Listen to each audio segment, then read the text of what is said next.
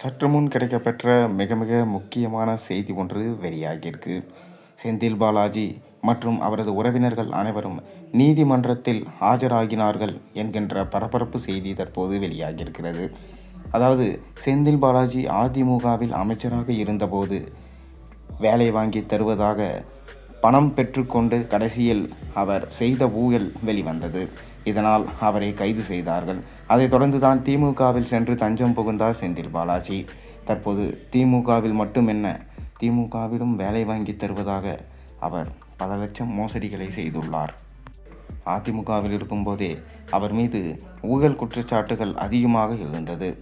அப்படி இருக்கும் வேளையில்தான் அவரை அமலாக்கத்துறை கைது செய்து சிறையில் அடைத்தார்கள். தற்போது மீண்டும் அமலாக்கத்துறை அவர் செய்த ஊழல் பட்டியலிட்டு அதை நீதிமன்றத்தில் சமர்ப்பித்துள்ளதாம்.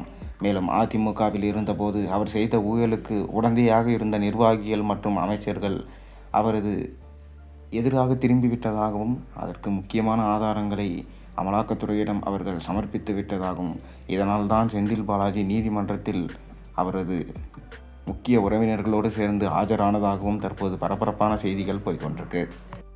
மேலும் இந்த வழக்கை 1 மாத காலம் தள்ளி வைத்ததாகவும் தற்போது தகவல்கள் வெளியாகியிருக்கு.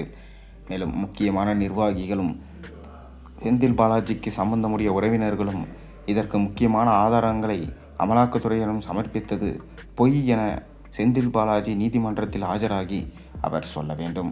அவ்வாறு சொல்லவில்லை என்றால் செந்தில் பாலாஜி அவர்களின் ஜாமீனும் ரத்து செய்யப்பட்டு அவர் மீண்டும் சிறையில் அடைக்கப்படுவார். அதாவது புயல் சிறையில் அடைக்கப்படுவார் என்கின்ற தகவலையும் நம்மால் பார்க்க முடிகிறது. ஒருவேளை அவர் சிறையில் அடைக்கப்பட்டால் கண்டிப்பாக திமுக அவர்களுக்கு இது பிரச்சனையாக மாறிவிடும். ஸ்டாலின் அவர்களுக்கு இது மிக பெரும் தலைவலியாக இருக்கும். ஏனென்றால் கரூர் தொகுதியில் அவர் எம்எல்ஏவாக நிற்பது என்பது நிர்மூலமாகி போகிவிடும். முதலில் அவர் வெளிவர வேண்டும். அவர் வெளிவர வேண்டும் என்றால் அவர் மீது இருக்கும் வழக்கு இல்லாமல் போக வேண்டும். கண்டிப்பாக அது நடப்பதற்கு வாய்ப்பில்லை.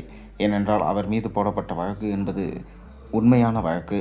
மேலும் அவர் 7 ஆண்டுகள் வரை சிறை தண்டனை பெறலாம் என்கின்ற தகவலையும் தற்போது பார்க்க முடிகிறது.